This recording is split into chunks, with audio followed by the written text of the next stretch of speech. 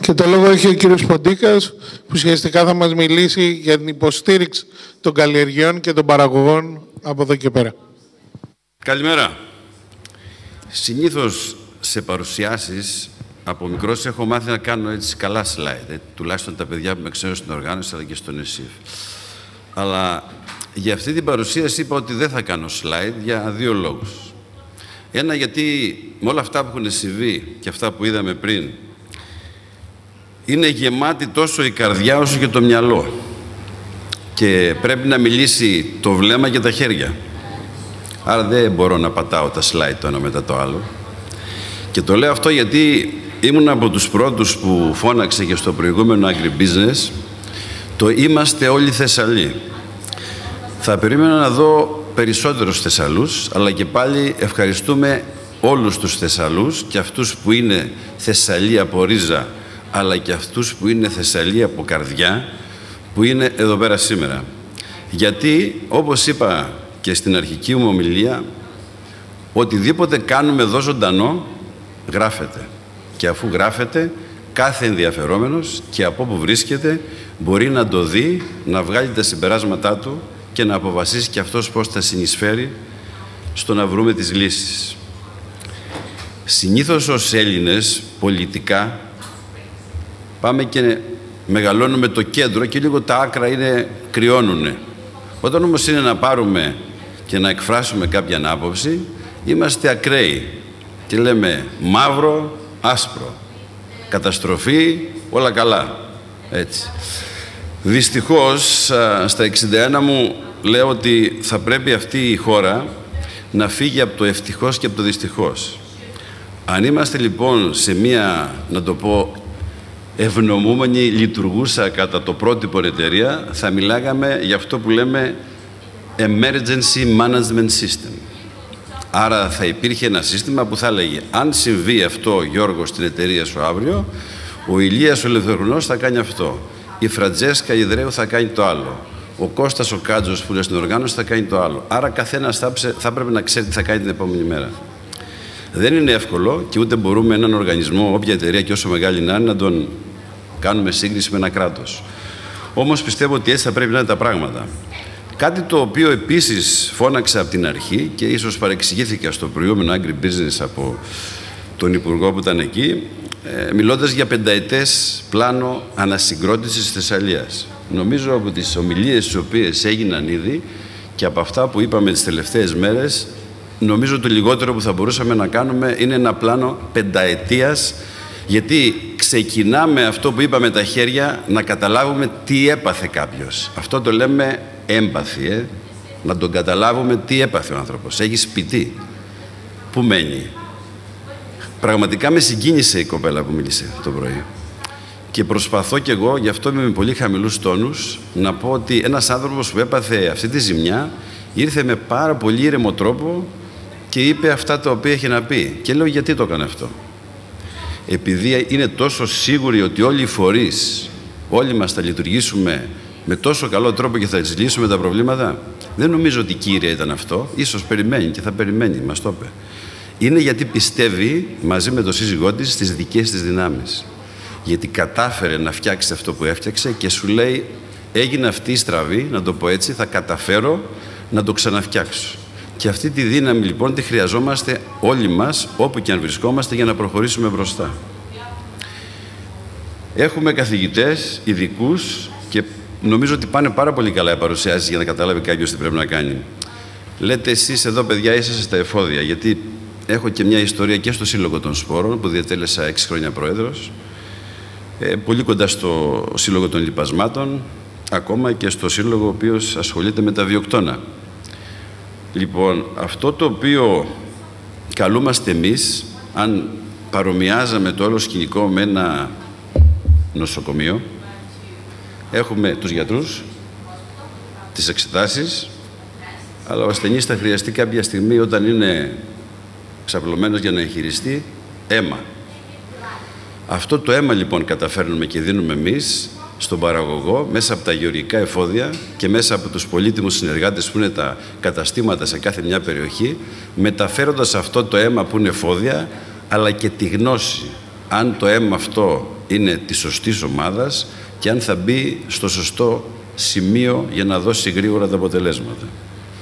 Γι' αυτό το λόγο λοιπόν, νομίζω ο Φραντζέσκα ήταν πρωί-πρωί της Δευτέρας, αν θυμάμαι καλά τη μέρα, και πριν το breakfast, όπου είπαμε αυτοί οι άνθρωποι ξαφνικά βρίσκονται με ένα πρόβλημα. Άρα τι θα έπρεπε να κάνουμε?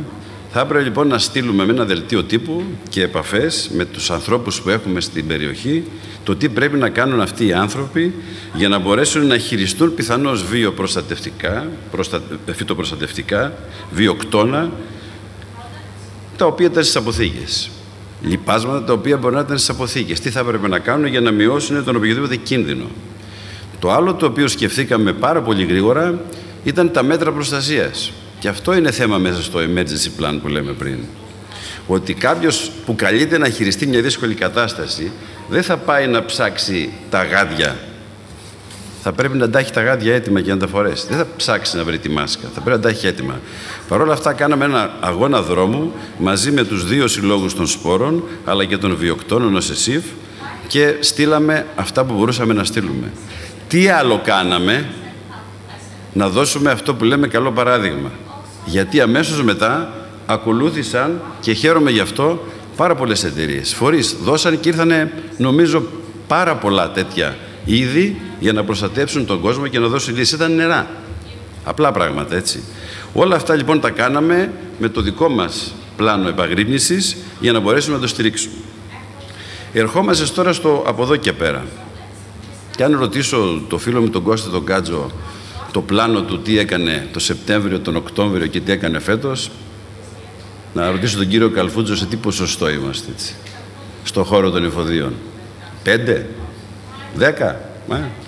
Άρα σημαίνει ότι όλοι μας οι συνεργάτες και απέναντι στους παραγωγούς υπάρχει ένα μπλοκ, το οποίο θα το κάνουμε την μπλοκ. Πρέπει να απελευθερωθεί αυτή η κατάσταση σιγά σιγά. Τι καλλιέργειες θα βάλουμε την Άνοιξη?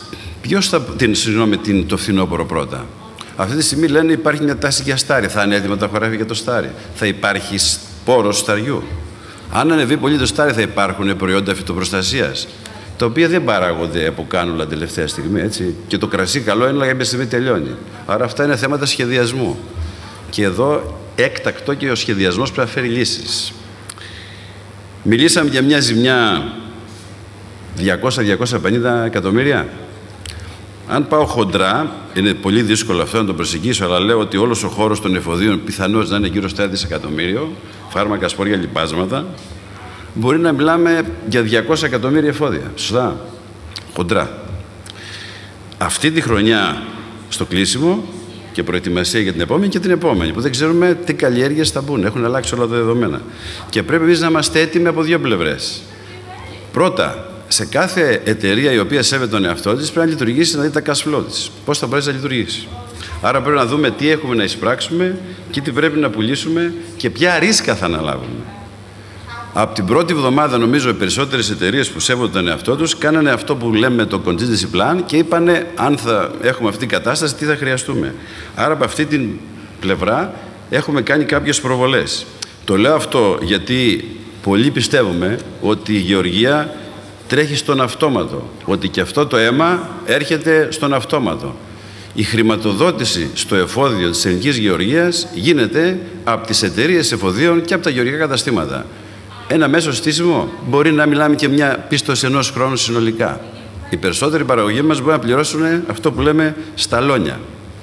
Βάλαμε λοιπόν τα πράγματα κάτω και είπαμε για να μπορέσουμε να έχουμε αυτό το αίμα και να έρθει σωστά και να αναγεννήσει τον οργανισμό μαζί με τη βοήθεια των γιατρών. Τι χρειαζόμαστε? Ο παραγωγός χρειάζεται πρώτα-πρώτα να δούμε την περίπτωσή του.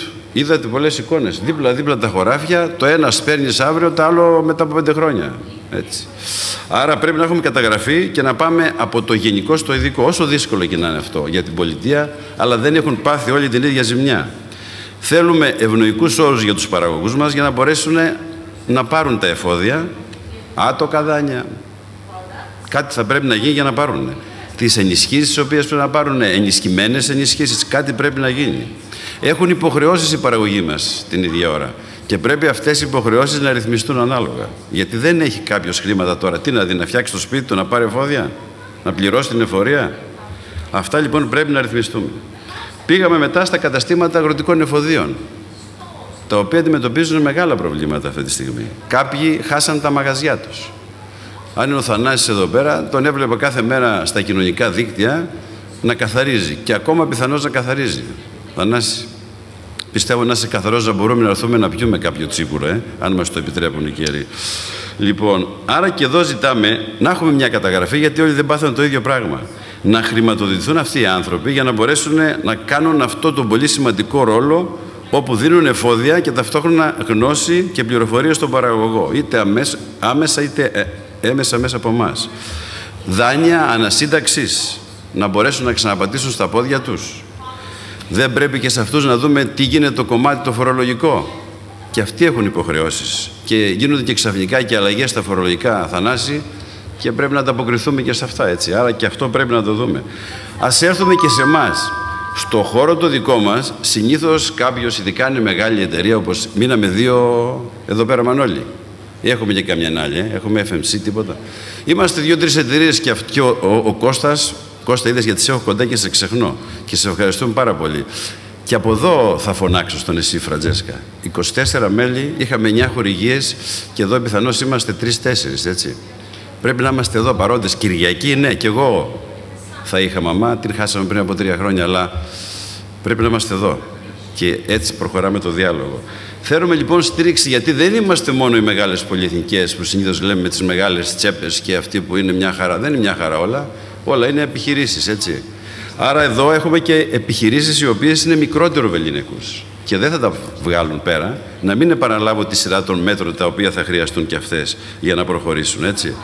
Να πάω λίγο στους φίλους μου τους σπόρους, τους οποίους αγαπώ πάρα πολύ και τους έχω στην καρδιά μου. Τι έχει η Θεσσαλία από σποροπαραγωγή βαμβακιού, Δημήτρη? Το 100%, το 99,5%. Πόσο έμεινε από αυτό με βάση το Σύλλογο των Σπόρων? Το 10% του σπόρου. Άρα λέμε τώρα του χρόνου σχεδιάζουμε να βάλουμε βαμβάκι. Και λέμε υπάρχει σπόρος. Δεν έχουμε σπόρο πιθανώς βαμβάκι. Μιλάω με τις εταιρείες και λένε ναι, θα φέρω από εδώ, από εκεί. Εντάξει, αγορές που μπορείς να φέρεις βαμβάκι και να μην είναι GM αυτή τη στιγμή είναι λίγο δύσκολες. Τι άλλο έχουμε, γιατί μιλάμε για φυτοπροστασία? Τα βαμβάκια, οι βαμβακόσποροι που θα χρησιμοποιηθούν για την επόμενη χρονιά είναι αποθέματα. Τι σημαίνει αποθέματα? Αυτά γίνανε επένδυση, treated, να το πούμε έτσι, στη γλώσσα την καλή, seed care business, λοιπόν, γίνανε την περσινή χρονιά και είναι αποθέματα.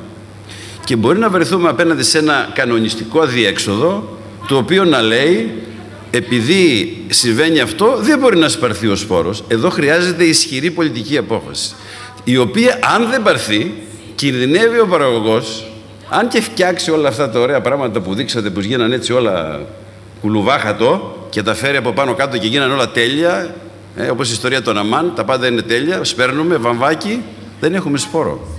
Εδώ χρειάζονται ισχυρές, δυνατές πολιτικές αποφάσεις. Γιατί κάποιοι άλλες χώρες, όταν αισθάνονται τον κίνδυνο, τις παίρνουν. Και αυτό είναι το οποίο πρέπει να γίνει. Για να τα κατανοήσουμε όλα αυτά όμως, θα πρέπει να υπάρχει διάλογος. Γιατί όσα και να πω εγώ από εδώ, και όσα να γραφτούν σε βίντεο, αν δεν έρθουν ειδικοί και πιο ειδικοί από μένα να εξηγήσουν τι αυτό σημαίνει από πλευράς τεχνικής και από πλευράς κανονιστικού πλαισίου, δεν θα καταλάβουμε τίποτα.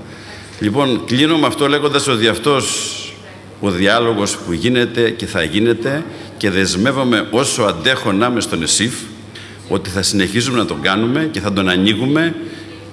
Και αγαπητέ φίλε Θήμιο Φωτεινέ, με την ιδιότητα του παραγωγού που σε ξέρουμε και είσαι δυνατός και σε όλα τα πεδία, είναι ένα από τα ανοίγματα στο διάλογο που πρέπει να κάνουμε με αυτό που λέμε τα 15 φύ που έλεγε ο καθηγητής μας ο Τσαφτάρης. Φου. Αυτά τα φου πρέπει να είναι εδώ. Το ίδιο και ο παραγωγός, αλλά να αποκτήσει ισχυρή, δυνατή εκπροσώπηση και λόγο με θέσεις και όχι μόνο κλάματα. Αυτά, παιδιά. Καλή δύναμη σε όλους.